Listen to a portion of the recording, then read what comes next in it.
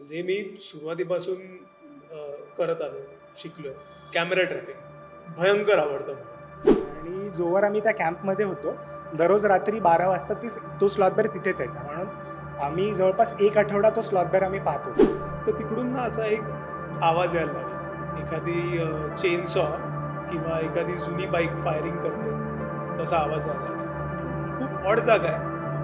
तसं व्हायला तर नको, इथे बाईक वगैरे येणं तसं शक्य नाही, पण काय माहिती वरती रस्ता असेल कदाचित. मागे वळलो, 2 पावलं पुढे गेलो आणि त्या कारवीतून एका बिबट्याने आमच्याकडे उडी मारली. त्या बिबट्याने उडी मारली. तो आवाज त्याच्या गुरगुरण्याचा होता. आम्हाला वाटलं आज आम्ही समाधी घेतो इकडे. हा बिबट्या काय आम्हाला जाऊ देत नाही आणि आम्ही पळालो तिकडून.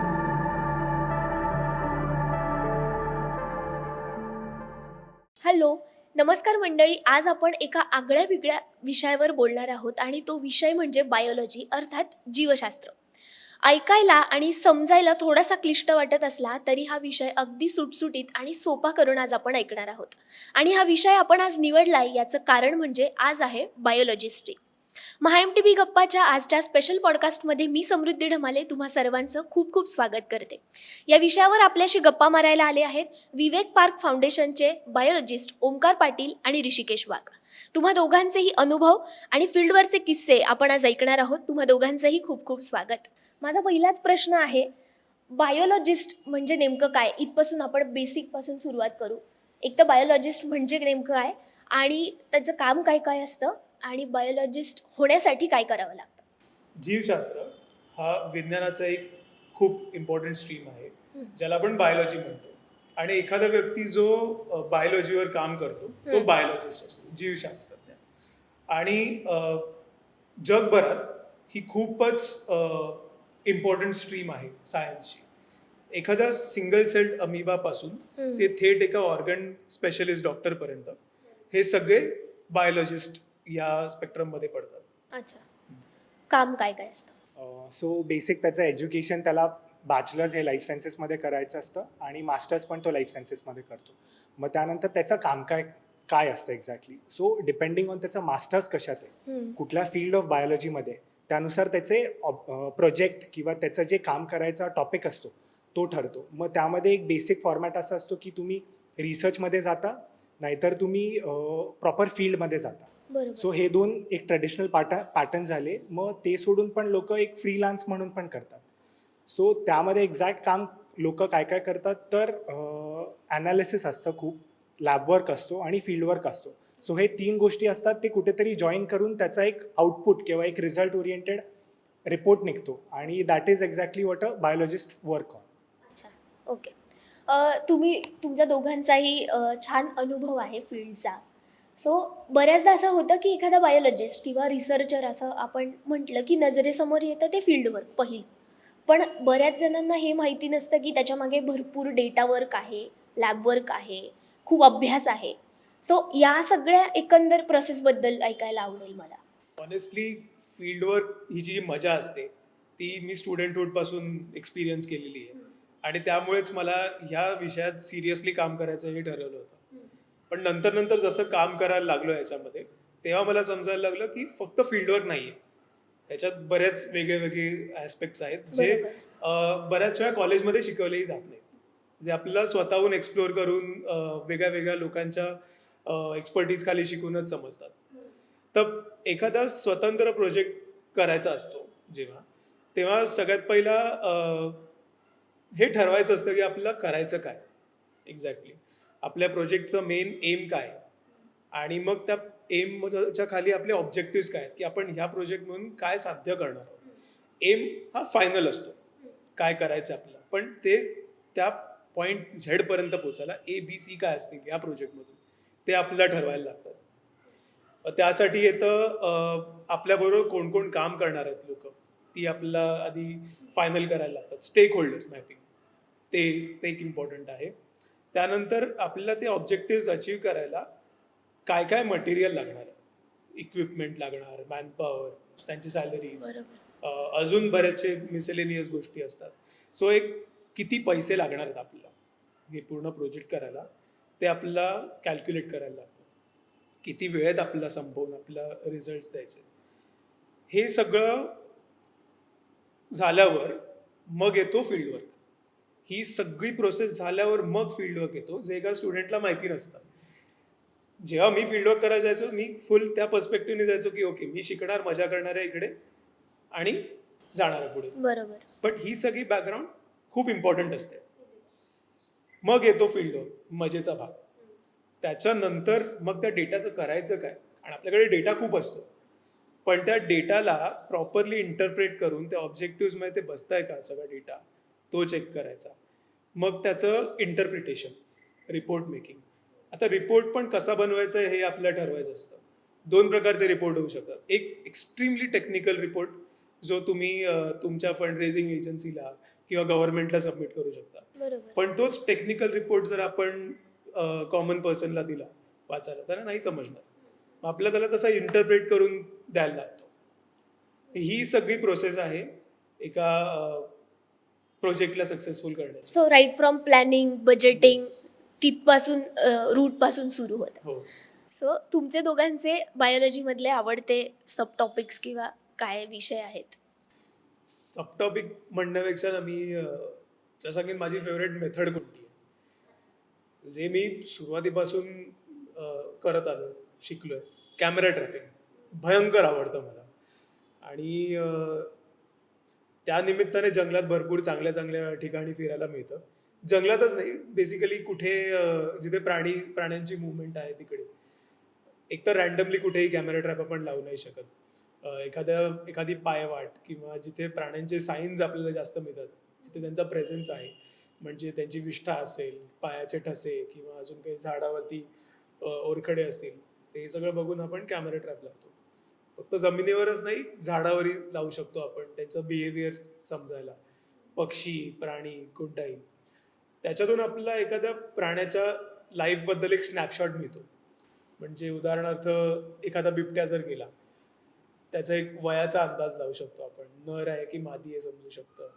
त्याच्या अंगावर जर कुठे जखमांचे मार्क्स असतील, ह्याने कुठे टेरिटोरियल फाईटमध्ये तो इन्व्हॉल्ड होता का, किंवा एखादा ह्युमनमुळे जर त्याला काही डॅमेज झालं का, या सगळ्या गोष्टी आपल्याला कळतात. बरोबर. बिहेवियर सुद्धा कळतं बऱ्याच वेळा. जर आपण व्हिडिओ ऑन ठेवला असेल, एखादी शिकार घेऊन चाललाय प्राणी, किंवा कॅमेरा समोर शिकार होते, मीटिंग होत आहे, ह्या सगळ्या गोष्टी सुद्धा आपल्याला बघायला मिळतात. म्हणजे एक त्यांच्या लाईफमध्ये इन डेप्थ उडी मारून आपल्याला समजतं.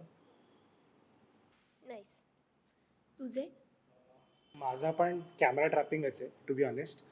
तर कॅमेरा ट्रॅपिंगचं कारण का, आणि स्पेशली मला कॅमेरा ट्रॅपिंग नवीन एरियाजमध्ये करायला आवडतं, टोटली अनएक्सप्लोर्ड. सो त्याचं एक असं असतं की जसा हा बोलला की तुम्हाला ट्रॅक्स अँड साईन्स बघायला लागतात. बेसिकली जेव्हा तुम्ही ती मेथड वापरता, तेव्हा तुम्ही फॉरेस्टमध्ये जाता, तुम्ही जमीन म्हणजे जिकडनं ते चालतात, ट्रेल्स बघतात, तुम्ही ऑब्झर्व करतात, आणि कुठेतरी ना तुमच्या डोक्यामध्ये एक स्टोरी डेव्हलप व्हायला लागते की कुठले ॲनिमल्स असतील, मग कुठला ॲनिमल कुठनं जातो, मग इथे टायगर आहे का लेपर्ड आहे. मग त्यामध्ये पण तुम्ही अजून डीप प्रूव्ह करता की अरे हा पगमार्क एवढा आहे. आणि कॅमेरा ट्रॅपिंग करायचं एक नवीन एरियाजमध्ये आवड काय, कारण की तुम्हाला ना टोटल नवीन डेटा मिळतो.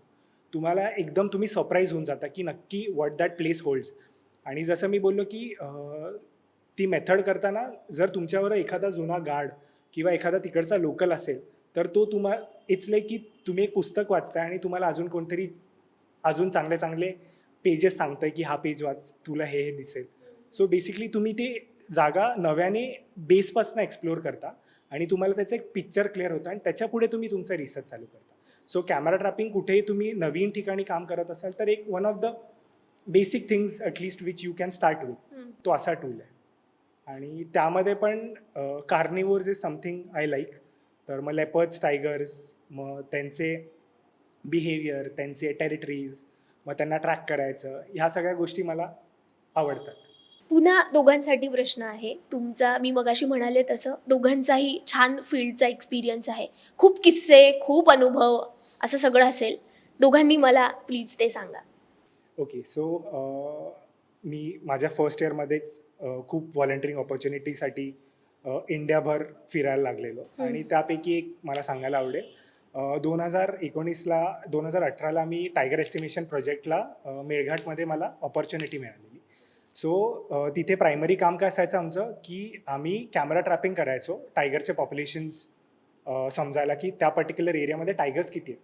सो ती ॲक्टिव्हिटी अशी असते की तुम्हाला नेहमी फिरत राहायला लागतं, म्हणजे तुम्हाला नेहमी कॅम्प शिफ्ट करायला लागतात. अच्छा. सो आमचं असंच आम्ही एका कॅम्पला शिफ्ट होत होतो आणि एक खटकाली म्हणून गाव आहे, तर तिथे आमचा फॉरेस्ट गेस्ट हाऊसमध्ये आमचा कॅम्प होता. सो त्यावेळेस आम्ही शिफ्ट होताना एक प्रोसेस असते की तुम्ही तिथे एक चौकीदार असतो, त्याच्याकडनं तुम्ही ओरिएंट करता की कुठे काय असतं वगैरे. तर चौकीदारने आम्हाला त्यावेळेस चावी देताना बोललं की रात्री तुम्ही 10 नंतर बिलकुल बाहेर पडू नका. तर आम्हाला एकदम कळालं नाही की नक्की काय झालं म्हणून, की असा का बोलतो. आणि तो बोलला की स्लॉथ बेअर्स का यहाँ पे पॉप्युलेशन है अच्छा. बरं. आणि ते ओके बोललो आम्ही आणि आम्ही सगळं सेटल झालो. आणि असंच दुसऱ्या दिवशी आम्ही कॅम्पच्या बाहेर बसलेलो शेकोटीच्या इथे. आणि ती जागा जर एक्सप्लेन केली ना, इट्स व्हेरी इंटरेस्टिंग प्लेस. म्हणजे मधनं रस्ता जातो, एक छोटा डोंगर आहे, तिथे ते गेस्ट हाऊस होतं आणि पलीकडच्या साईडला जुने गेस्ट हाऊसेस होते आणि एकदम पडीक गेस्ट हाऊसेस, म्हणजे खूपच जास्त पडीक. तुम्हाला हां. यू गेट स्कॅरी थॉट्स वगैरे असं सगळं. आणि बरं. बरोबर त्याच्या बाजूला मंदिर होतं. तर आमचे ड्रायव्हर गावातले असल्यामुळे ते तिथे शेकोटीच्या इथे बसलेले आणि थोडा वेळ झाला आणि त्यांना शिंकाचा आवाज ऐकू आला. आणि मग त्या लोकांचं झालं की अरे अमावस्या की रात आहे, मग अच्छा नाही आहे वगैरे. तर त्यांनी आम्हाला बोलवलं बाहेर आणि एक 2 मिनिटानंतर अख्खा पालापाचोळ्याचा आवाज येत होता आणि टुवर्ड्स कॅम्प असं सगळं ती हालचाल यायला लागली. आणि मग आम्ही टॉर्चेस वगैरे मारले तर we got to see a sloth bear. बरं. आणि ते स्लॉथ बेअरचा तोच नेहमीचा रूट होता. आणि जोवर आम्ही त्या कॅम्पमध्ये होतो, दररोज रात्री 12 वाजता तो स्लॉथ बेअर तिथेच यायचा. म्हणून आम्ही जवळपास 1 आठवडा तो स्लॉथ बेअर आम्ही पाहत होतो. अजून तुमचे काय अनुभव? मी जेव्हा काम करायला सुरुवात केली, सगळ्यात पहिला माझा व्हॉलेंटिअरिंग एक्सपिरियन्स होता तुंगारेश्वर वाईल्ड लाईफ सँच्युरीमध्ये, जिथे लेपर्ड पॉप्युलेशन एस्टिमेशनचं, म्हणजे साध्या शब्दात सांगायचं तर बिबट्यांची गणना, याचं काम चालू होतं. पहिलाच आठवडा होता माझा फील्डवर्कचा. या अगोदर मी कधीच असं प्रॉपर रिसर्चवरती काम केलेलं नव्हतं. आणि आम्ही कॅमेरा ट्रॅपिंग करायचो. तर मी एका लोकेशनवरती गेलो कॅमेरा ट्रॅप लावायला. आणि जनरली कसं असतं, एक पायवाट असते जी फॉलो करत करत जायचं असतं. एक स्पॉट असतो जो शोधलेला असतो बाकी टीम मेंबर्सनी किंवा आपणच, आणि तिकडे आपण कॅमेरा लावून परत येतो. तो कॅमेरा ओव्हरनाईट राहून तिकडे प्राण्यांचे, जो कोणता प्राणी त्याच्यासमोर पास होईल त्याचे फोटो घेतो आणि दुसऱ्या दिवशी तो काढायचा असतो. मी त्या स्पॉटवरती एकदा गेलेलो तेव्हा अंधार पडलेला होता. सो मला रस्ता काय एवढा नीट माहिती नव्हता. त्याच्या पुढच्या दिवशी माझ्या टीम लिडरनी मला विचारलं की जाशील का तू तिकडे परत कॅमेरा लावायला, तुला हवं तर मी GPS लोकेशन देतो. म्हटलं ठीक आहे, जाईन लावायला. आणि चालता चालता मला जाणवलं मी चुकीच्या रस्त्यावर आलोय. आणि माझ्याबरोबर अजून एक मित्र होता माझा, जो तिकडे आलेलाच नव्हता कधी. तो माझ्या भरोसे आलेला त्या जागेवरती. आम्ही म्हटलं ठीक आहे, मी त्याला स्पष्ट सांगितलं, मित्रा मी रस्ता विसरलोय, मला माहिती नाही आहे कसं जायचं, आपण आपली वाट शोधत शोधत जाऊ. तर GPS पॉईंट आम्ही नॅव्हिगेट करत करत चालायला लागलो. आणि एक पॉईंट असा आला की काही पायवाट वगैरे काही दिसत नाही आहे, आपल्याला सरळ सरळ जंगलातून चालत सुटायचं आहे. तसं करत करत आम्ही एक डोंगर उतरलो, खाली आलो. सुकलेली स्ट्रीम होती नदीची. विचार केला की जरा कोणाला तरी विचारलं पाहिजे आपण, पण जंगल आहे. पण तुंगारेश्वरचा एक फायदा असा होता की तिकडे लोकांचा एक प्रेझेन्स असतो तिकडे, तर एखादा माणूस भेटू शकतो गावातला वगैरे. तर मी विचार केला की आपण असं करूया, एका दिशेने वर जाऊया आणि माणूस कोण भेटला तर विचारूया. तर आम्ही डोंगर चढायला घेतच होतो. समोर पूर्ण कारवी वाढलेली होती आणि सुकलेली होती, पूर्ण दाट एकदम अशी होती. तर तिकडून ना असा एक आवाज यायला लागला, एखादी चेनसॉ किंवा एखादी जुनी बाईक फायरिंग करते तसा आवाज यायला लागला. म्हटलं ही खूप ऑड जागा आहे, तसं व्हायला तर नको, इथे बाईक वगैरे येणं तसं शक्य नाही, पण काय माहिती वरती रस्ता असेल कदाचित. म्हटलं जाऊन विचारूयाच आपण आता वर. आम्ही चालायला सुरुवात केली त्या कारवीच्या दिशेने. आवाज जास्त इंटेन्स व्हायला लागला, थोडा लाऊड व्हायला लागला. म्हटलं हे काय बरोबर नाही. आणि जेवढ्या अंतरावर तू बसलीस तेवढ्या अंतरावर कारवी आहे. म्हटलं काय बरोबर वाटत नाहीये मला. एक पाऊल पुढे घेतलं, थांबलो, विचार केला, तर म्हटलं की नाही आपण जायला पाहिजे परत. मागे वळलो 2 पावलं पुढे गेली आणि त्या कारवीतून एका बिबट्याने आमच्याकडे उडी मारली. बापरे. त्या बिबट्याने उडी मारली. तो आवाज त्याच्या गुरगुरण्याचा होता. आम्हाला वाटलं आज आम्ही समाधी घेतो इकडे, हा बिबट्या काय आम्हाला जाऊन देत नाही, आणि आम्ही पळालो तिकडून. आणि मागे वळून जस्ट बघितलं की किती लांब आहे तो बिबट्या. तर त्यांनी कारवीतून उडी मारली बाहेर, पण तो दुसऱ्या दिशेने डूम टोकून पळून गेलेला होता. ह्या इन्सिडेंटवरून एक गोष्ट मला ही फिक्स झाली की जेवढी भीती आम्हाला त्या बिबट्याची वाटत असेल त्याच्या खूप पटीने बिबट्याला आपली भीती वाटते. सहसा नादी लागणार नाही तो. बरोबर. पण ॲनिमल बिहेवियरचं एक असं असतं की काही रूल ऑफ थंब नाहीये की हा प्राणी असाच वागेल. तर आम्ही लकी होतो की तो बिबट्या आम्हाला घाबरला होता आणि त्यांनी काही अटॅक केला नाही, आणि तसे आम्ही सेफली परत आलो. पण आमच्या अंगात मस्ती एवढी ना की आम्ही परत अंधार झाल्यावर टॉर्च घेऊन गेलो तिकडे, त्याच ट्रेलवर कॅमेरा लावला आणि परत आलो. बापरे. भन्नाट भारी. सो माझा पहिलं व्हॉलेंटिअरिंग एक्सपिरियन्स होतं. मी जस्ट फर्स्ट इयरमध्ये होतो आणि मला एक सेंट्रल इंडियामध्ये एक DNA प्रोजेक्टवर काम करायचं. सो बेसिकली तिथे आम्ही हर्बीवोर्स असतात त्यांचे DNA सॅम्पल्स घेत होतो. हर्बीवोर्स नाही, त्यांचे पेलेट सॅम्पल्स घेत होतो. तर त्यावेळेस आम्हाला खूप जास्त कोर फॉरेस्ट बघायला ऑपॉर्च्युनिटी मिळालेली. तर त्यापैकी असंच असायचं, दिवसाचं रुटीन असं असायचं की आम्ही सकाळी लवकर उठायचो आणि फॉरेस्ट हे ग्रिड्समध्ये डिवायडेड असतं स्टडीनुसार. सो मग त्या तुम्ही ग्रिडच्या इथे जाता आणि तिथे तुमच्यासाठी आधीच एक माणूस वाट बघत असतो जो वनमजूर असतो. तर अशाच एका दिवशी मी एका ग्रिडच्या इथे गेलो आणि त्या वनमजूरबरोबर आम्ही चालू केला वॉक. आणि just to give you hint की ते वनमजूर थोडे वयस्कर होते. तर मग चालू केलं आणि चालता चालता मी बोलत होतो की इथे नक्की काय काय दिसतं, मग इथे टायगर आहे का, मग इथे कुठले बाकी प्राणी दिसतात, आणि ते तुम्हाला खूप छान रेसिप्रोकेट करून सांगतात. तर मग असंच आम्ही चालत होतो. मग एका पॉईंटनंतर आम्ही खूप कोर फॉरेस्टमध्ये गेलो आणि त्यावेळेस मला असा ड्रिलिंगचा आवाज ऐकू आला, म्हणजे असं काहीतरी हेवी काहीतरी बांधकाम चालू असा आवाज आला. तर मग मी विचारलं त्यांना की इथे कुठे काही चालू आहे का काम, कारण की मी पहिल्यांदा गेलेलो म्हणून मला त्या एरियामध्ये काय आहे, आजूबाजूला रोड आहे का हे माहीत नव्हतं, किंवा गेस्ट हाऊसचं पण काम चालू आहे का तिथे. तर तो बोला की कुछ नाही. त्याने असं उडवाउडवीचं उत्तर दिलं की हेलिकॉप्टर गया होगा. म्हणलं एवढ्या रुरल फॉरेस्टच्या इकडनं कुठला हेलिकॉप्टर जाणार, म्हणलं असू शकतं, माहीत नाही, पहिला एक्सपिरियन्स आहे. मग अजून थोडं पुढे गेलो तर अजून तो आवाज इंटेन्स झाला आणि ते म्हणजे असं समजतच होतं. तर चालता चालता मला एका ठिकाणी एका दगडावर केस दिसले. ओके. हां, आणि ते केस माकडाची केस होती आणि मी ते उचलले, बघितले, तर ती ट्रॅक पण त्याने इग्नोर केली. मग अजून आम्ही पुढे गेलो आणि ते खूपच इंटेन्स होत होतं आणि मला खूप भीती वाटायला लागली.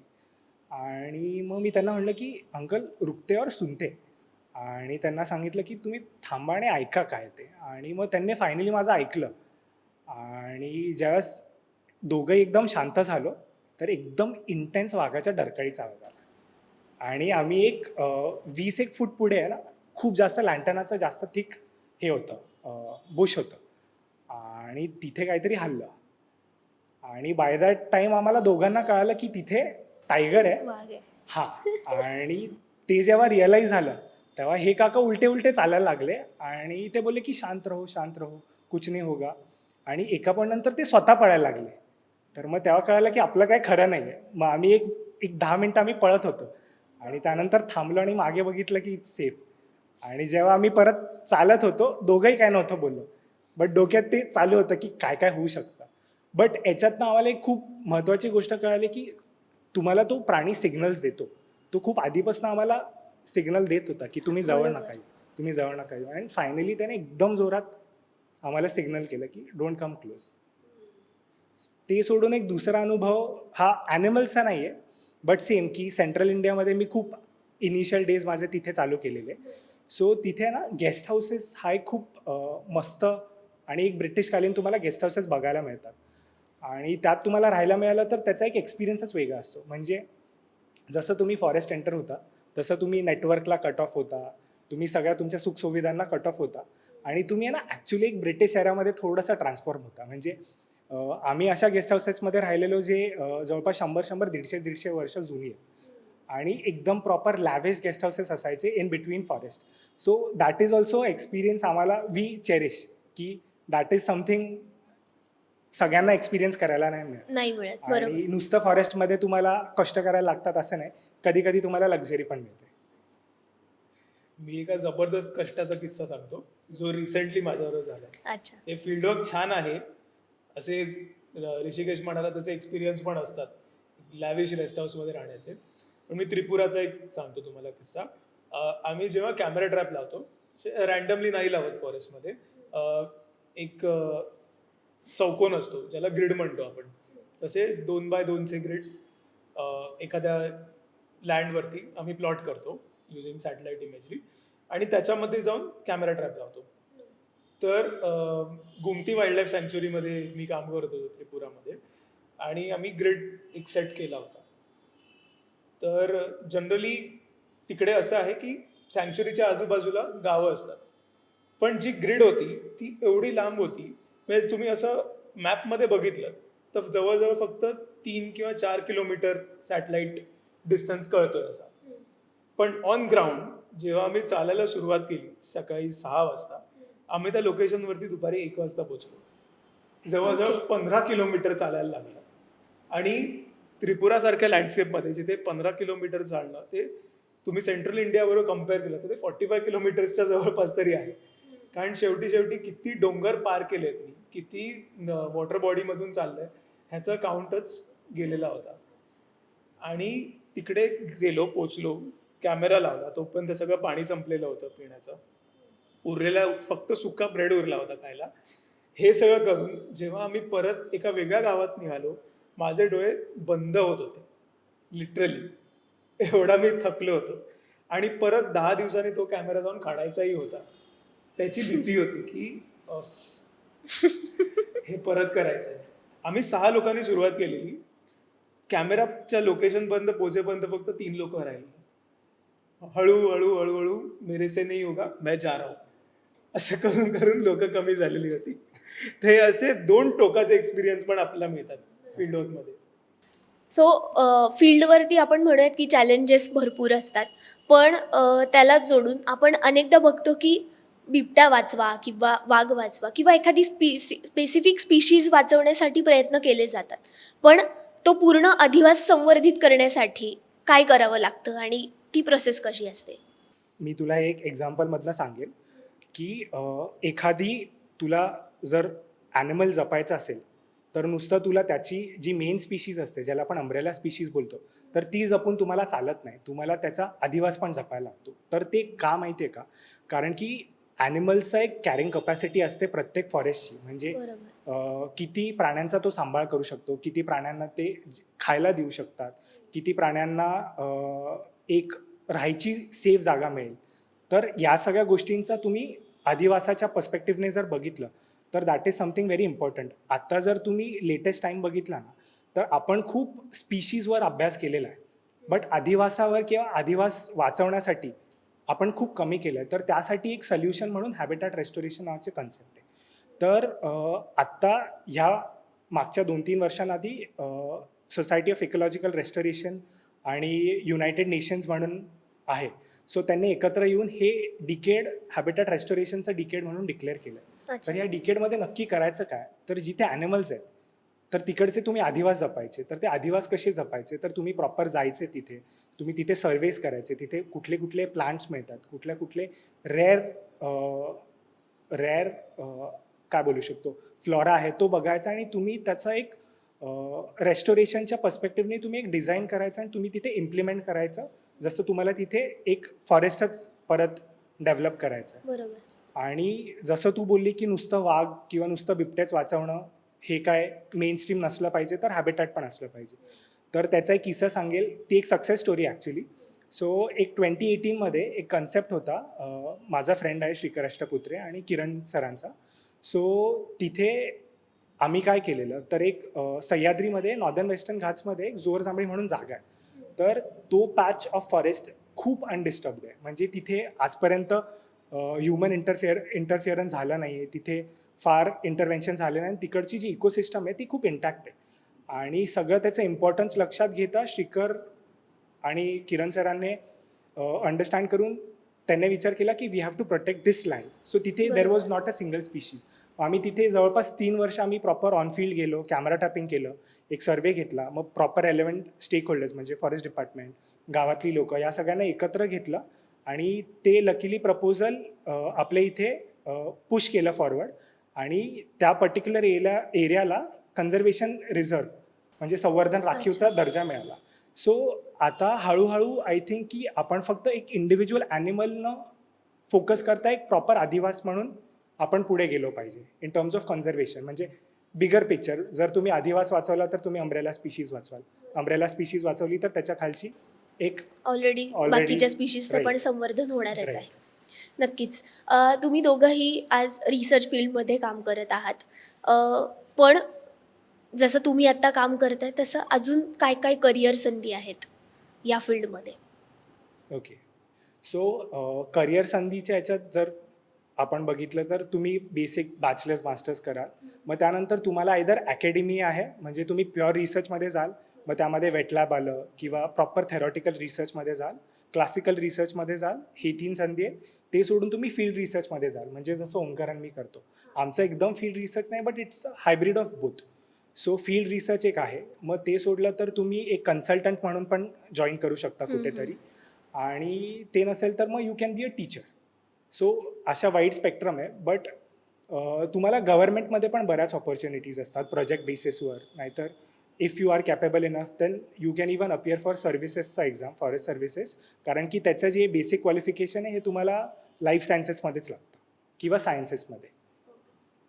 ओंकार सर, आपण बघतो बऱ्याचदा की रिसर्चर किंवा बायोलॉजिस्ट आणि कुठल्याही क्षेत्रातला रिसर्चर असो, not only wild life and environment related, so तो रिसर्चर त्याचा जो काही रिसर्च करतो तो कुठेतरी पब्लिश होतो एखाद्या जर्नलमध्ये म्हणा किंवा सो अँड सो थिंग्स. पण त्यानंतर कॉमन मॅनचा त्याच्याशी कनेक्ट नाही राहत. किंवा बऱ्याचदा समजा अशा बातम्या आल्या की एखाद्या स्पीशीजचा नव्याने शोध लागला आहे किंवा नव्याने डिस्कवर केली गेली आहे ती स्पीशीज, म्हणजे बातमी वाचून कॉमन मॅन म्हणतो की ओके, तुम्ही एक स्पेसिफिक छोटूशी स्पीशीज नवीन शोधली आहे, पण how it is relevant to us, असा स्ट्रेट अवे प्रश्न येतो. सो हा जो गॅप आहे मध्ये रिसर्चर आणि कॉमन मॅनमधला, तो आपण रिकनेक्ट कसा करू शकतो? खूप चांगला प्रश्न आहे हा. आणि एखादा रिसर्च एखाद्या कॉमन मॅनशी जोडणं हे अत्यंत गरजेचं आहे. कारण रिसर्च शेवटी आपण कोणासाठी करतो? एका समाजासाठी करतो. प्राण्याचं त्यात भलं होतंच, but ultimately the greater good कोणासाठी आहे? शेवटी त्या आपल्या ह्युमन समाजासाठी आहे. शेवटी येतं ते एखाद्या रिसर्चरच्या क्रिएटिव्हिटीवरती, की तो त्याचा डेटा कसा इंटरप्रेट करून जगासमोर मांडतो. ते एका रिपोर्ट थ्रू करू शकतो किंवा डॉक्युमेंटरीज थ्रू करू शकतो, पोस्टर्स, अवेअरनेस सेशन्स, शाळेमध्ये जाऊन मुलांसोबत थोडी जनजागृती करायची, किंवा जर विषयात एक सर्टन त्यात इझीनेस असेल थोडा लोकांशी कनेक्ट करायला, तर लोकांना इन्व्हॉल्व करता येतं सिटिझन सायन्स थ्रू. म्हणजे जसं ई-बर्ड एक खूप जबरदस्त सिटिझन सायन्स टूल आहे, ज्याच्यात लोक स्वतः डेटा रेकॉर्ड करतात की आज मी माझ्या घराबाहेर 5 चिमण्या बघितल्या, 4 कावळे बघितले, 2 मैना बघितल्या. तर हा सगळा डेटा पण कुठेतरी रिसर्चला लिंक्ड असतो. त्याचाही डेटा तो वापरला जातो लोकांकडून. सो असं लोकांना कनेक्ट करता येऊ शकतं. जसं तू म्हणालीस की एखाद्या कोळ्याचा एखादा सर्वसामान्य माणूस म्हणू शकतो की मला याचा काय फायदा, किंवा एखादा पॉलिटिशियन जर म्हणेल की हा कोळी माझ्या ज्युरिस्डिक्शनच्या अंडर येतो, तर मी काय करू याचं. पण त्याच कोळ्याचं जर एका इकोसिस्टममध्ये रोल समजवले, तो कोळी काय करतो, त्या इकोसिस्टममध्ये spiders are called as tigers in the insect kingdom. अच्छा. कारण ते टॉप प्रेडेटर्स आहेत. प्रेडेटर म्हणजे शिकारी प्राणी. तो बाकी छोटे छोटे कीटक वगैरे खातो, पेस्ट कंट्रोलचं काम करतो. हां, त्याचा कुठेतरी समाजालाच फायदा आहे. सो असं ह्या सगळ्या गोष्टी आपल्याला सांगायला लागतात लोकांना ॲज अ रिसर्चर, की का वाय दिस स्पीशीज मॅटर्स और why this particular habitat matters. बरोबर. ओके. आणि एक रिसर्चच्या पर्स्पेक्टिव्हने जर आपण बोललो की एखादा आता आम्ही रिसर्च करतो, आम्ही ऑन ग्राउंड असतो, तर कुठेतरी ना it is very human capital wise खूप जास्त गरज लागते लोकांची. तर कनेक्ट कुठे करता येईल, तर बऱ्याच वेळा व्हॉलेंटिअरिंग ऑपॉर्च्युनिटीज असतात लोकांसाठी. तर कॉमन मॅन पण जाऊ शकतो. असं नाही की फक्त बायोलॉजिकल बॅकग्राऊंडवाले लोकच जाऊ शकतात. सो ती एक दॅट इज वन थिंग जे लोक करू शकतात. आणि आम्ही खूप टाईम बघितलं आहे की आमचे फ्रेंड्स हे इंजिनिअरिंग बॅकग्राऊंडवाले आहेत, हे आर्ट्स बॅकग्राऊंडवाले आहेत, but they hold strong interest and they contribute for this cause. So यामध्ये काय होतं माहिती आहे का, जो मधला गॅप असतो की नक्की रिसर्चर्स करतात का आहेत आणि कशासाठी करतात, हे सर्वसामान्यांपर्यंत ते खूप जास्त इझिली सिंक इन होतं आणि त्यांना ते अजून पुढे जाऊन कम्युनिकेट करायला सोपं जातं. आणि त्याचा एक डेव्हलप्ड क्लास तयार होतो आणि तोच आपल्याला हवा आहे. आत्ता जर करंटली बघितलं ना, ग्लोबल लेवलला everyone is talking about environment, but खूप असे इंटरव्हेन्शन्स किंवा सोल्युशनच्या दृष्टीने not everyone is talking. So ते solutions can come out from the public, from the normal public, when they can be included into research. So biologist जो research करतात, तर हा बऱ्याच वेळा लोकांना वाटतो की हा खूप हायली अकॅडमिक आहे. तर बऱ्याच वेळा काही लोक फक्त फ्रूट फ्लाईजवर काम करतात, काही फक्त हाऊस फ्लाईजवर काम करतात, काही फक्त स्नेक्सवर काम करतात, काही फक्त असं माऊस स्पीशीजवर काम करतात. बट त्यामध्ये ना आपल्याला खूप बिहेवियरल पॅटर्न्स, खूप त्यांचे बायोलॉजिकल पॅटर्न समजतात जे रिसर्चर्स नोट करतात आणि ते कुठेतरी जाऊन ड्रग मेडिसिनमध्ये ते युजफुल असतात ते समजायला. म्हणजे जर मी असं सांगितलं की एखादा स्नेक स्पीशीज सापडला, आता जसं तू बोलली की आता याचा आपल्याबरोबर काय रेलेव्हन्स, कॉमन लोकांबरोबर काय रेलेव्हन्स, जर आता त्यांना हे सांगितलं की त्यातनं रेबीजचं वॅक्सिन निघतं आहे किंवा कुठल्या तरी खूप रेअर डिसीजचं वॅक्सिन निघतं आहे, तर they get more aware, more connected towards that particular topic. आणि त्यांना पण कळतं की नक्की रिसर्च काय चालला आहे आणि कशावर चालला आहे आणि त्याचा इम्पॉर्टन्स काय. सो हे 3 गॅप्स खूप इझिली ब्रिज होतात. जीवशास्त्राबद्दलची ही सगळी चर्चा ऐकून तुम्हाला काय वाटलं हे आम्हाला कमेंटमध्ये नक्की कळवा. तुम्हा दोघांनाही बायोलॉजिस्ट डेच्या खूप खूप शुभेच्छा. व्हिडिओला लाईक आणि शेअर जरूर करा. महाएम टीव्हीला सबस्क्राईब करा. धन्यवाद.